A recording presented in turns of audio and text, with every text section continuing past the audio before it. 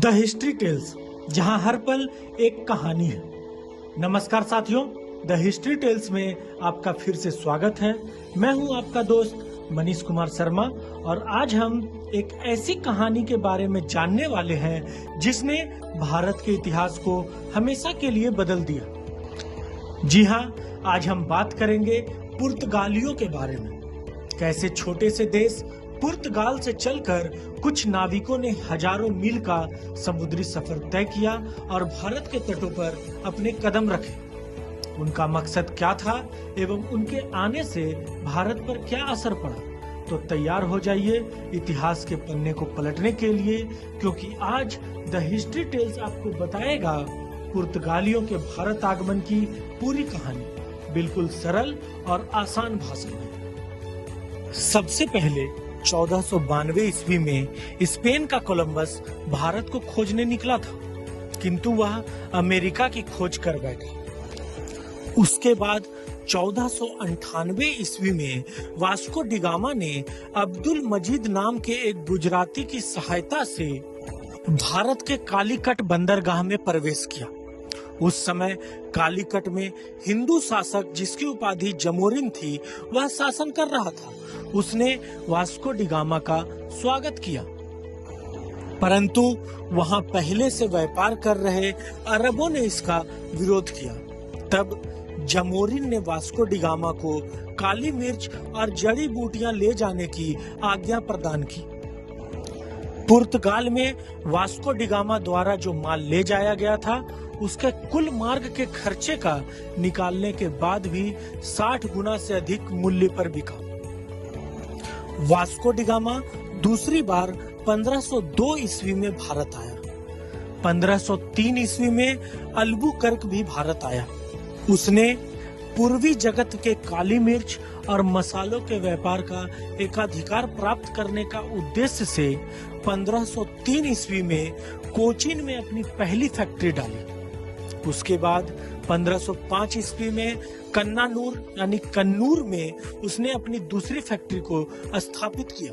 पुर्तगालियों का मुख्य उद्देश्य अरबों और वेनिस के व्यापारियों का भारत से प्रभाव खत्म करना था, ईसाई धर्म का प्रचार प्रसार करना था।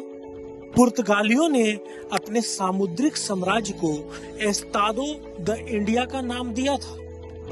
1505 ईस्वी में भारत का प्रथम पुर्तगाली गवर्नर फ्रांसिस्को डी अल्मीड़ा को भेजा गया। वह भारत के हिंद महासागर के व्यापार पर पुर्तगाली नियंत्रण स्थापित करने के लिए शांत जल की नीति यानी ब्लू वाटर पॉलिसी को अपनाया था। इसके बाद 1509 ईस्वी में अल्फांसो डी अल्बुकर्क भारत में पुर्तगालियों का नया गवर्नर बना और इसने 1510 ईस्वी में बीजापुर के शासक यूसुफ आदिल शाह से गोवा को छीन लिया।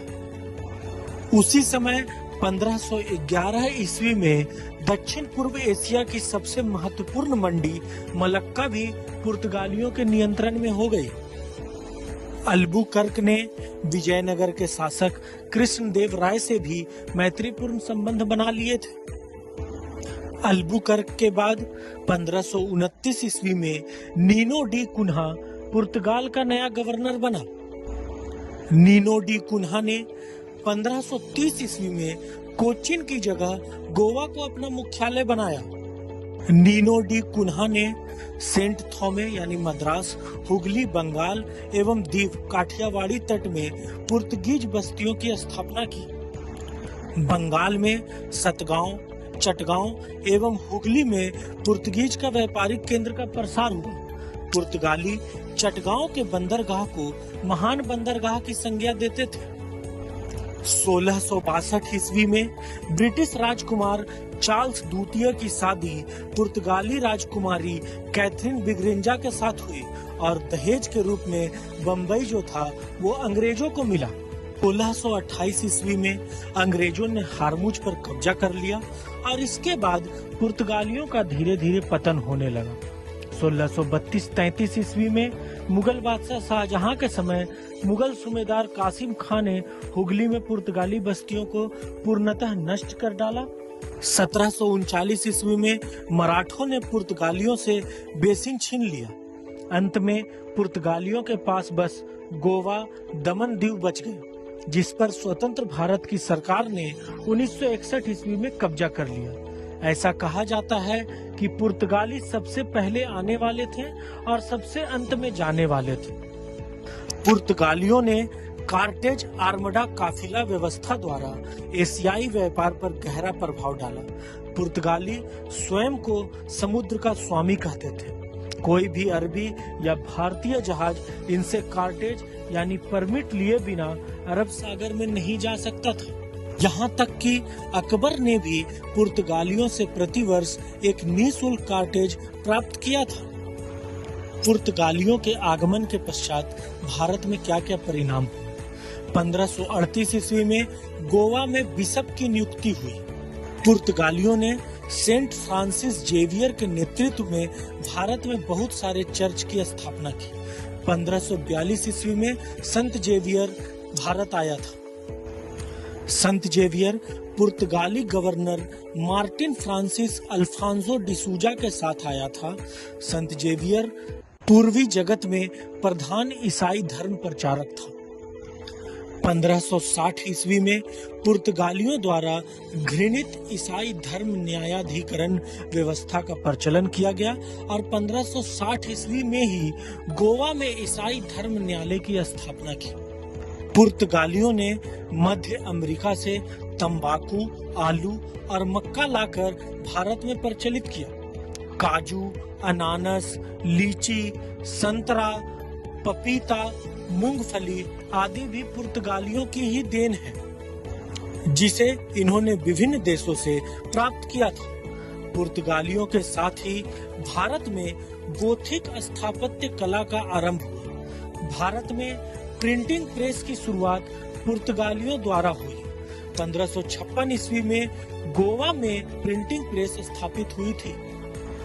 पुर्तगालियों के पतन के प्रमुख कारण ये थे: धार्मिक असहिष्णुता की नीति, भारतीय समुद्रों में पुर्तगालों की आक्रामक नीति, कार्टेज आर्मडा काफिला।